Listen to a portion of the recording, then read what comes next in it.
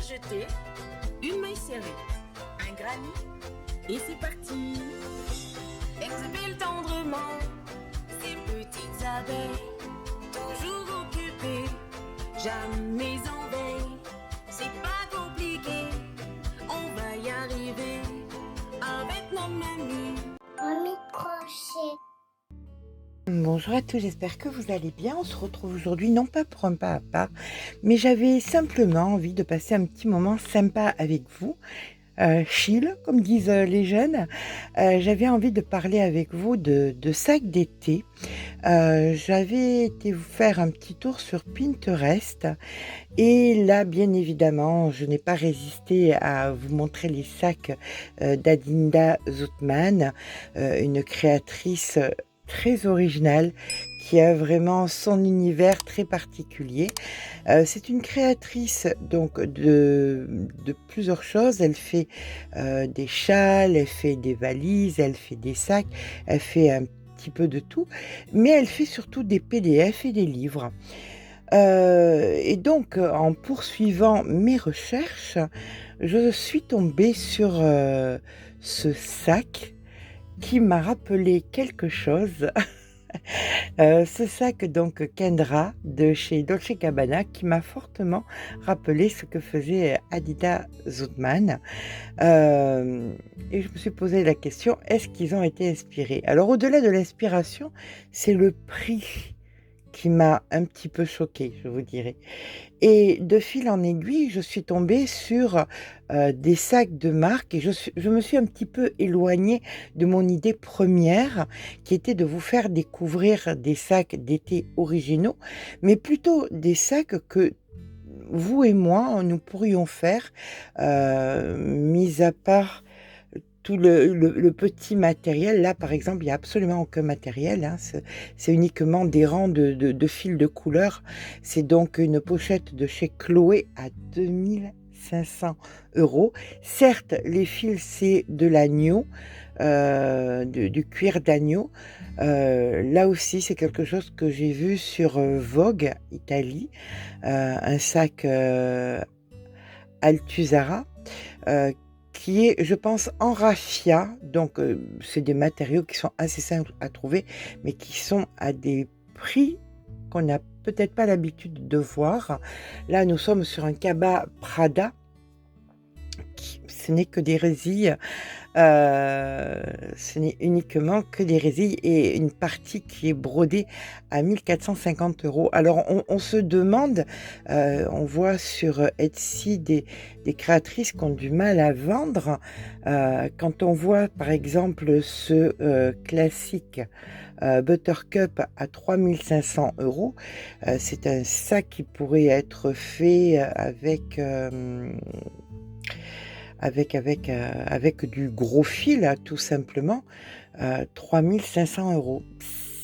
Et d'accord, vous allez me dire, c'est des créateurs qui font ça, mais là, on est quand même sur des points qui sont relativement simples. Je sais pas, dites-moi ce que vous en pensez, la différence qu'il y a entre des petites créatrices, qui font des choses aussi originales et qui ne peuvent pas, qui n'arrivent pas à vendre. Là, on est quand même sur un sac qui pourrait être que des rangs et des rangs de mailles serrées et rebrodées avec une espèce d'anse en gros grains noirs, brodés tout simplement à 2410 €. Je sais pas. Alors là, on est carrément dans quelque chose que je pense, nous toutes, nous pourrions faire. Est-ce que c'est pas abusé? Je sais, j'attends de dire ce que vous en pensez, vous. Est-ce que, alors après ça amène à ce que des gens, copient, mais qui copie qui? Parce que là, on est quand même sur des choses là, le sac de tout à l'heure, le sac avec les petits, carrés, c'est quelque chose de connu depuis une cinquantaine d'années, quoi. Là, nous avons donc le sac Ted Baker, par contre, il est bien moins cher, il doit être dans les 300 € et là, alors ça, ce sac, vraiment, c'est beaucoup de travail. Il faudrait que, si vous avez la possibilité d'agrandir, là, ça, je dis pas que ce soit vraiment cohérent, mais quand même, il y a énormément de travail par rapport à un sac simplement en résille.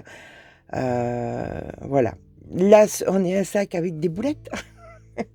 Un sac avec des boulettes, c'est pas des matériaux mis à part le DG qui fait que c'est plus original qu'un sac qu'une simple créatrice sur Etsy pourrait faire. 1750 €. Là, sur un sac, encore une fois, qu'on pourrait faire tout, il est au tricot celui-ci, mais on peut très bien le faire au crochet en faisant de la maille serrée. Je pense pas que ce soit les apprêts qui soient utilisés qui vaillent ce prix-là. Je pense que beaucoup de créatrices mériteraient de vendre un petit peu plus cher leurs ouvrages. Quand je vois les prix sur Etsy, ça me perturbe un peu. Voilà, on a un tout petit sac là qui mesure 12 cm par 14 à 500 €. Ma foi. Voilà, bien écoutez, j'espère que cette petite vidéo vous aura plu. J'espère qu'elle pourra peut-être vous inspirer, peut-être vous pourrez montrer à votre entourage que le crochet, eh ben, c'est pas ringard, hein, je me plais à le dire. J'espère que ça pourrait, si vous partagez peut-être cette vidéo, ça pourrait montrer aux gens que le crochet a une valeur, que c'est du travail et que ça mérite d'être payé tout simplement et que beaucoup de gens ne sont pas assez payés pour leur travail.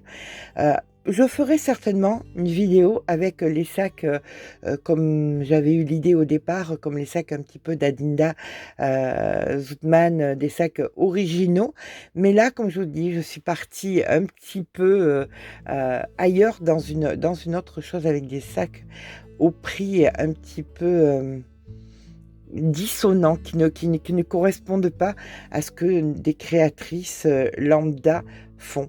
Vous me parlerez d'un savoir-faire, vous me parlerez de beaucoup de choses, mais bon, quand on voit des petits sacs avec des granits à 1500 € et quand on voit combien une crocheteuse lambda pourrait le vendre, je pense que il faut vraiment réfléchir au prix du travail des petites entreprises françaises. Voilà.